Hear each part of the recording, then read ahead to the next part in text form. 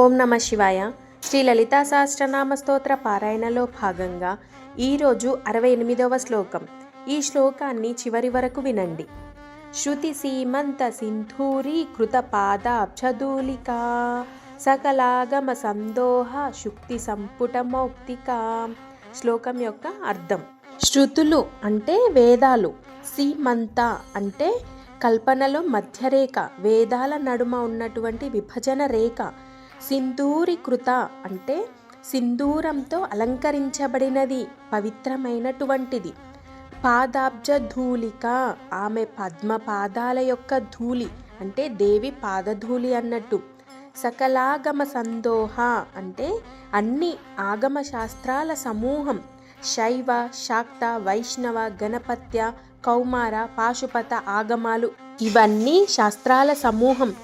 శుక్తి సంపుట అంటే శుక్తి అంటే ముత్యాలు పెరిగేటువంటి శంఖు, సంపుట అంటే పెట్టేటువంటి మధ్య గర్భం అన్నట్టు. ఆగమ శాస్త్రాలు ఒక శంఖులోని గర్భం లాంటి రహస్యమైనటువంటివన్నమాట.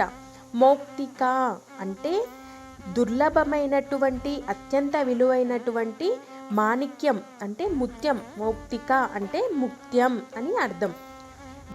ఆ అమ్మవారి పాదధూళి తగలగానే వేదాలకు పౌరుషం, పవిత్రత, ప్రకాశం కలుగుతుందన్నమాట.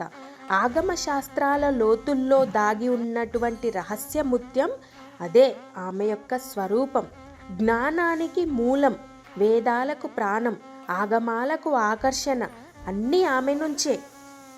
వేదాల పరమసత్యానికి జీవితం ఇచ్చేది అమ్మ హరిపాద ధూళి. ఆగమాల్లో దాగి ఉన్నటువంటి రహస్య జ్ఞానపు అమూల్య ముత్యం ఆమె యొక్క స్వరూపం. వేదాల నుంచి ఆగమాల దాకా ప్రతి శాస్త్రం ఆమెకే సాక్ష్యం, ఆమెకే ఆ రూపం. ఆ రూపమే శ్రీ లలితా త్రిపుర సుందరీదేవి రూపం. ఈ శ్లోకం మీ అందరికీ నచ్చిందా? నచ్చినట్లయితే వెంటనే నా యొక్క వీడియోని లైక్ చేయండి, అలాగే మీ మిత్రులందరికీ షేర్ చేయండి.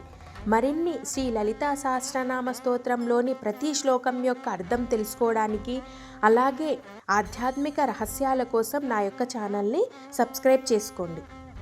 ఓం శ్రీ మాత్రే నమః.